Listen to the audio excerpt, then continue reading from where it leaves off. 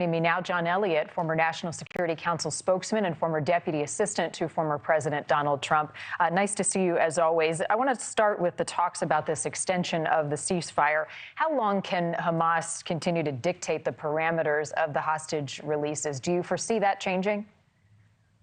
Well, Marni, you had a 4-day pause or a ceasefire for, or it was a pause actually, for the release of hostages, and then that was extended by 2 days. So at the outset, there were 240 hostages. They released 80, just over 80 of them. So now you have about 160 that are remaining there. And you have this, and that includes the extra. So it's a 6 days, they released 80, 81, some say 86. It just changes by the hour sometimes. So anyway, bottom line is that Hamas would like to extend this, and they would like to slow down the pace of this because they are able to regroup, rebuild, get their strategy together in terms of in their tunnels. And they've been able to see where Israel has probed and where Israel is going to be attacking, so they can shift where their forces are. So every day is very valuable for Hamas. At the same time, the Israelis know that that's the case, and so they want to get as many hostages out. Their goal is to get all remaining 161 out as soon as they can in the next few days. Of course, Hamas is not able to do that, or is not going to do that. So you've got a standoff here. Both sides are trying to play for time in their own way, and that's just where we stand right now. So there's a lot of pressure on the Netanyahu government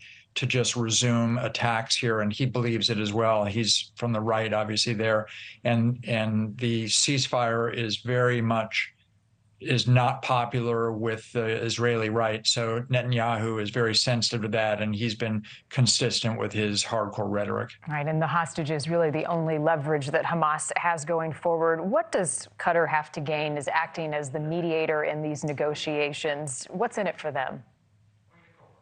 Well, Qatar wants to become, or it is already, a player when it comes to this. They're really kind of a broker. I wouldn't say necessarily an honest broker, but they're a way that the U.S. and other sort of civilized countries, compared to, let's say, total barbarians like Hamas and others and Iranians, Qatar is a way where we can talk to them without going face to face with the barbarians in Hamas, but then they will go back and backfill, and so they're able to get answers and to be able to negotiate this. What the incentive is for them is really to remain a player in the Middle East, but also they have an incentive with the U.S. to continue to have good relations with us, as well as maintaining relations. But look, there's a lot of pressure on Qatar to have from U.S. conservatives to have Qatar turn over the billionaire leaders of Hamas that have been living there for years. And so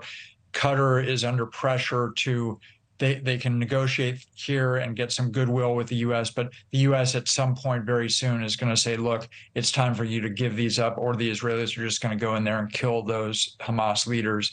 Totally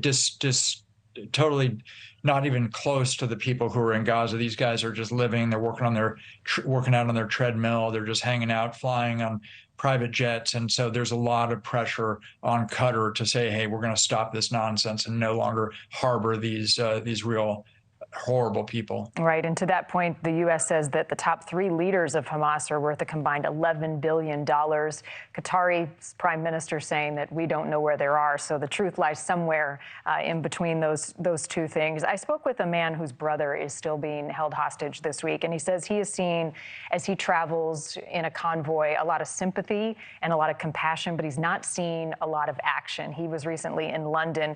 What does a stronger direct action look like from some of these other nations who are watching on the sidelines of this conflict? Direct action to end the war or to get more hostages out? I think his point was both, to get the hostages out because his brother is among them, but also to end the war and pressure on Hamas. Well, look, Hamas is going to play for time. And once again, the Israeli government is completely committed to destroying Hamas.